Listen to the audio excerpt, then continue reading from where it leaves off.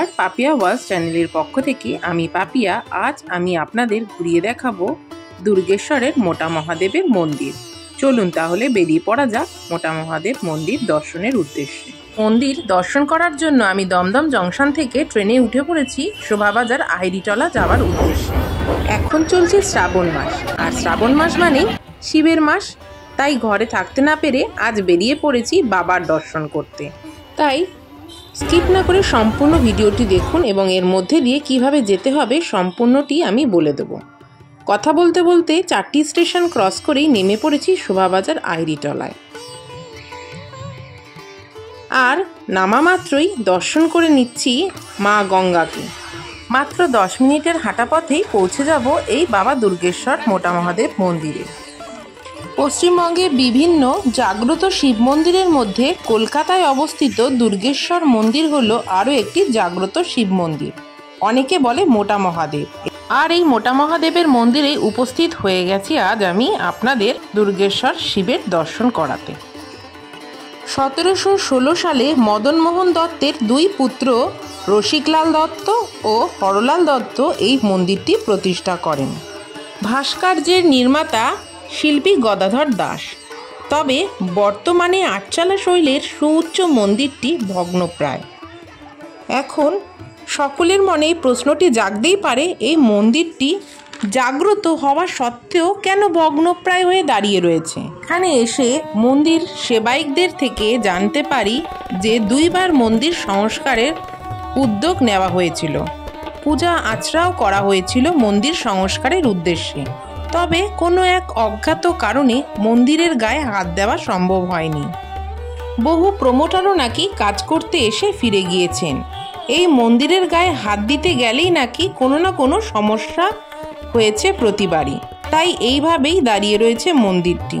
হয়তো বাবা এইভাবেই থাকতে চান বলে ভক্তদের বিশ্বাস। তবে এই শিব নাকি শান্ত নয়, তিনি নাকি খুবই চঞ্চল। বিশালাকায় মন্দিরের উচ্চতা আনুমানিক 50 ফুট, দৈর্ঘ্যে 28 ফুট, প্রস্থে 22 ফুট।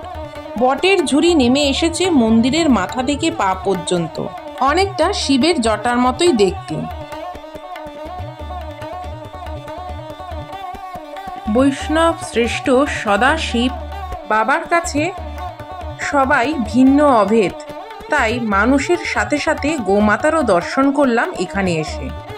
তাই শত লোকের ভিড়েও তারাও শান্তভাবে বাবার আচ্ছাদলে বসে বিশ্রাম করছে। প্রতিদিন ভোর 5টায় খুলে যায় মন্দিরের দ্বার, শুরু হয় মঙ্গল আরতি।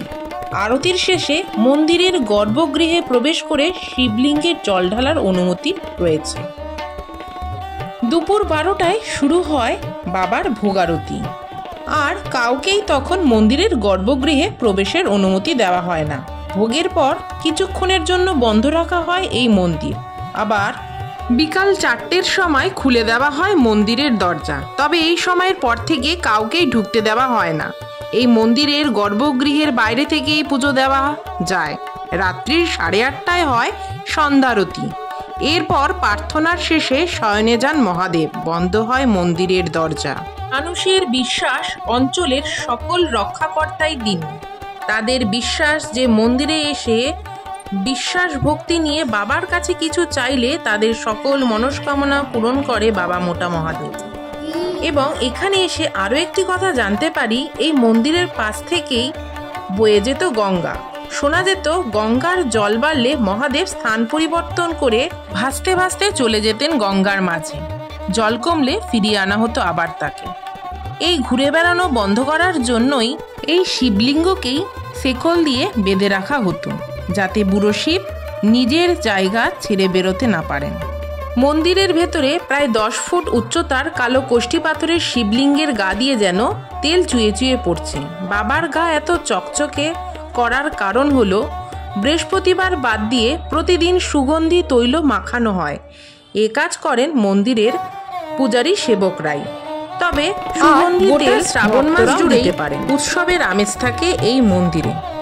তাই আর দেরি না করে আপনারাও একবার মন্দিরে এসে ভক্তি ভরে বাবার দর্শন করে আপনাদের সকল মনস্কামনা জানিয়ে যান। তাছাড়াও এখানে এসে জানতে পারি গুরু পূর্ণিমা থেকে শুরু করে রাখি পূর্ণিমা পর্যন্ত জাঁকজমকপূর্ণভাবে রোজই উৎসব চলে এখানে। এই মাসে প্রতি সন্ধ্যায় রাজবেশে সাজে এই মোটা মহাদেব।